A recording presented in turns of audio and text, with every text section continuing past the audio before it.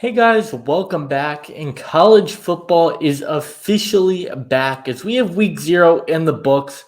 Hawaii, Delaware State's going on, but that's not a game where I think we're going to see too much movement here. And we're going to be going over my stock report from week 0. So this is going to be a series that we continue throughout the college football season. Week 2, this might not get a video just because I'm getting married that weekend. So I'm not going to do a video for that. I got more important things to do. But we're going to talk about week 0 here. We're going to mostly just focus on the SMU game. We might touch a little bit on the Montana State game at some point, but we're going to be talking about the prospects that I think helped their draft stock, the prospects that I think hurt their draft stock, and ultimately kind of where my top 25 and Heisman rankings sit. So this is going to be going on every week throughout the college football season. So if you guys do like videos like this, hit that like and subscribe button, ring that notification bell. We've got tons of college football content, NFL content coming right around the corner. We're going to be making my season predictions, award predictions, all that stuff coming this upcoming week. Also, let me know which players you guys were most impressed with in this slate of games today. But let's go ahead and get right into it. We're not going to waste any time here. We're going to talk about who I think are the biggest losers, and that is going to be Florida State. This is a fan base that talked a lot all offseason after getting snubbed from the college football playoff last year because of the Jordan Travis injury. There's a Florida State team that was like, you know what? We're going to be coming back. And then they played in the bowl game against Georgia and got absolutely demolished. And then they were like, just wait till next year. It's next year, and they put up a stinker in Dublin today. This is a Florida State team that had a lot of movement. They lost a lot of guys to the NFL, but they also brought in a lot of talent via the transfer portal. You got DJ Uiagalelei. You brought in Roydell Williams. You brought in guys like Malik Benson. You improved the defensive side of the ball by adding a guy like Marvin Jones Jr. And this team showed they just didn't look prepared for this game.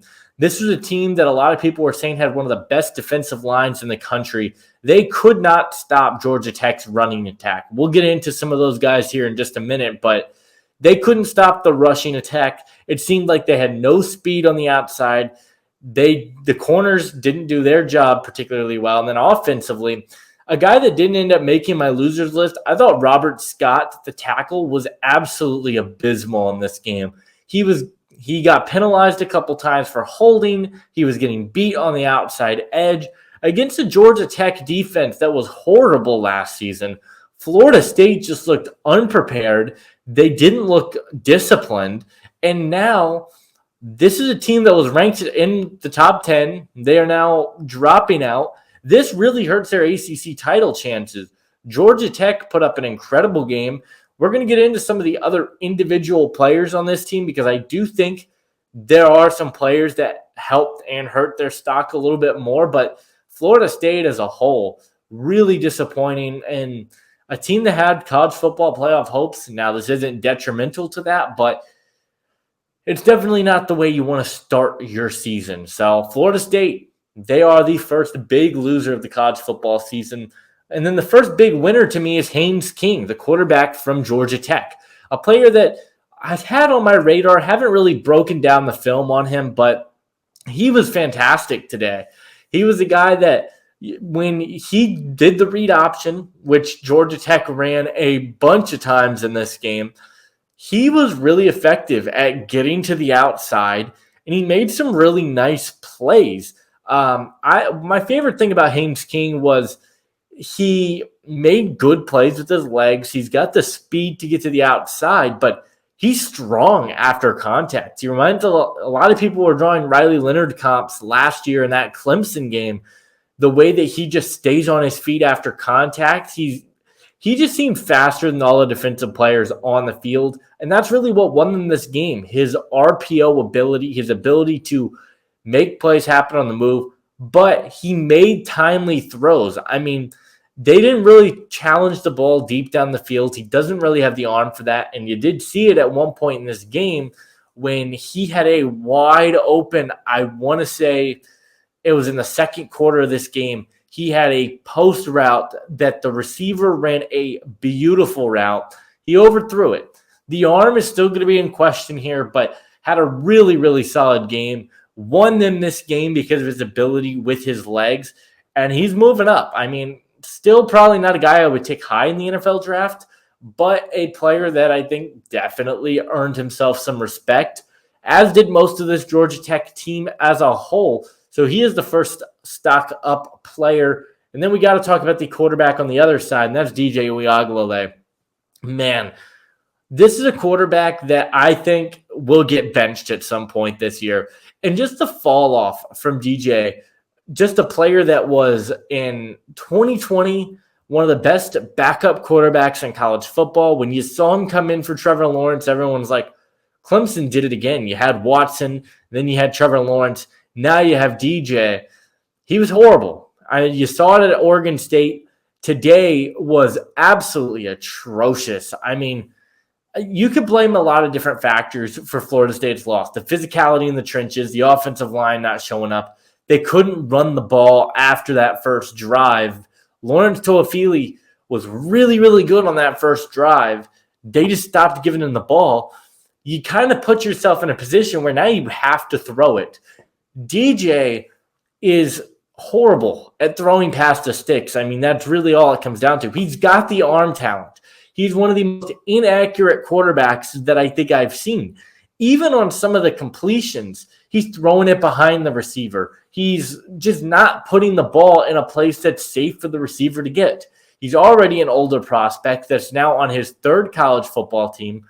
He went from a guy that I thought was, I think I had him coming into the day as like my QB 23. He's just going to continue to move down. I just don't see it with DJ. The inaccuracy is so apparent. He cannot hit his receivers consistently. It's been an issue dating back to his Clemson days. It showed up in his Oregon State tape, and it showed up today. He wasn't the reason they lost this game, but if you had at least a competent quarterback that could make throws when it mattered, then you would be talking about it. Now, he was great on fourth downs. That was it. I mean, that was really the only positives you could take away from his game. The pocket feel wasn't good, took a lot of bad sacks. He was really disappointing for a Florida State team that needs him to be solid. I talked about it in my ACC prediction video. If DJU is solid, Florida State could win the ACC. He was not solid, and they lost today, and that one's really going to hurt him. Another winner for me was the other Georgia Tech player, Jamal Haynes, the running back. He was fantastic. Another player that, kind of had on my preliminary radar. I haven't really watched a lot of tape on him yet. Definitely have my eyes on him now going into the rest of this season because he's got speed. I think he made some really good plays happen, but the way that he was just bouncing off tackles, staying on his feet, the contact balance I thought was really, really impressive from him. And I really liked to see that. Had 2 touchdowns today in the game, showed the power, showed the speed, also a solid receiving back. He had really good hands.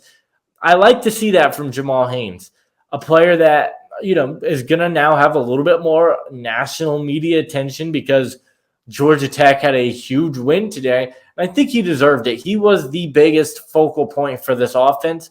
The running attack with him and Haynes King was fantastic.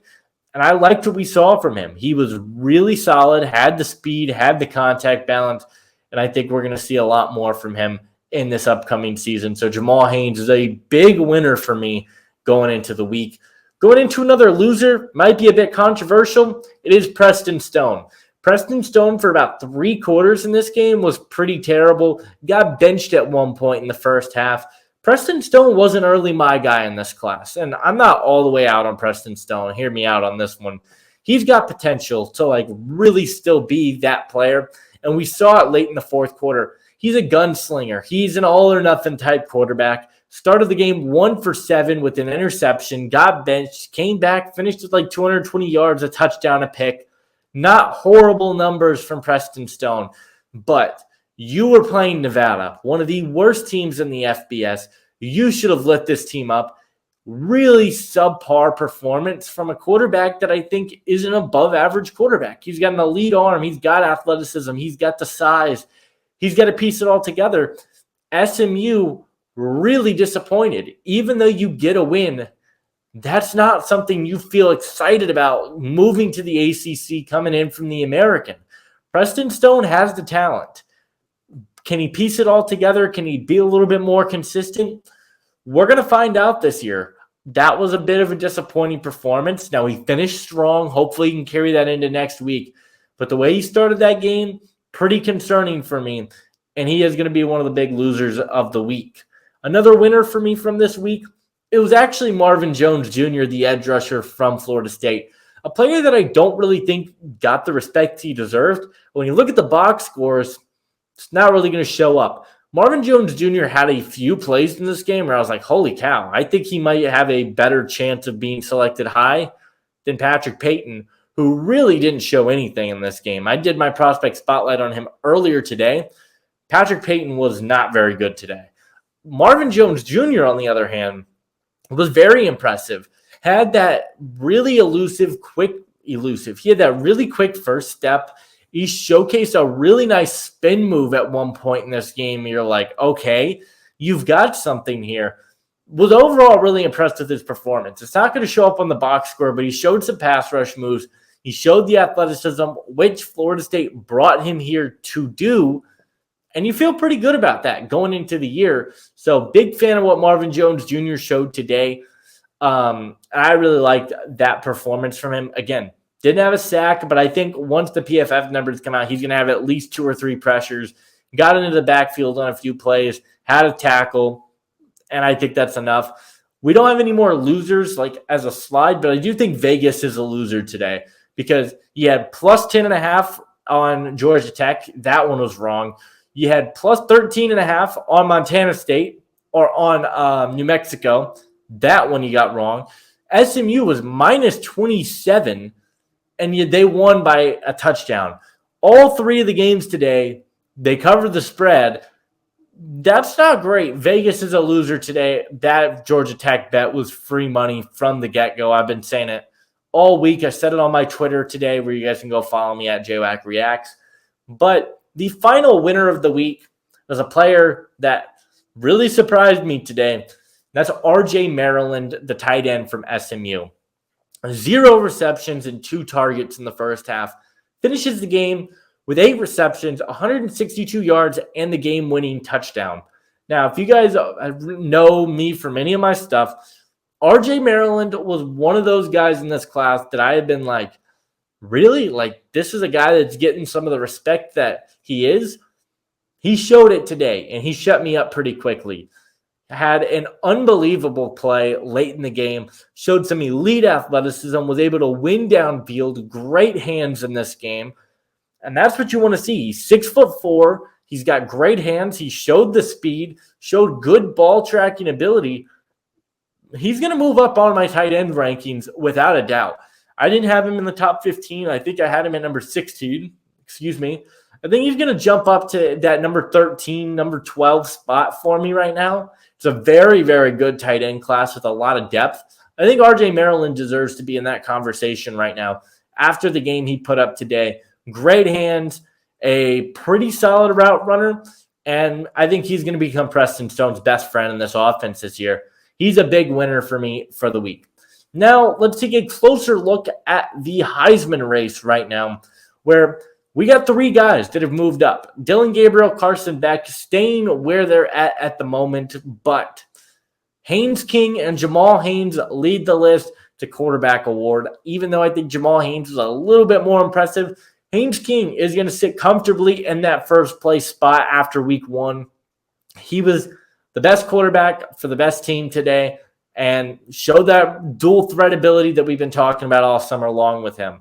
RJ Maryland also pops into the list for the reasons we just talked about. He comes in at number 5. Jamal Haynes, great performance with 2 touchdowns. He's going to show up here at number 2. And then you still got Dillon Gabriel and Carson Beck, the 2 best quarterbacks in the country right now, I think. They're comfortably sitting at number 3 and number 4 spots. A couple of players he could have mentioned. Tommy Mellott from Montana State. That team ran all over Arizona over New Mexico. New Mexico plays Arizona next week. They ran all over New Mexico. I think they had almost 400 rushing yards as a team. Really bad performance for the New Mexico run defense. We're entering the top 25 here, and this is going to be the final talking point of the day. Here's where our top 25 stands after week 0. No big changes, but you did see Florida State drop. They went from the number 10 team sitting ahead of Penn State down to number 18. I still think they're going to be ranked in the top 25 because we saw it last year with a Clemson team that had a very comparable loss to that Duke team in week 1. I still think we're going to see them be ranked. Georgia Tech does not jump into the top 25, though, because I think we need to see a little bit of a larger sample size. I know a lot of people are calling for them to be ranked. Don't really see it. Good win against a good program. I don't think that's enough to get into the top 25. If you see some big losses, you could definitely talk yourself into Georgia Tech next week. But that's the top 25, and that's the stock report for the week. Let me know who's up, who's down. Let me know down in the comment section below. Leave a like and comment, and I'll see you guys in the next one. Adios.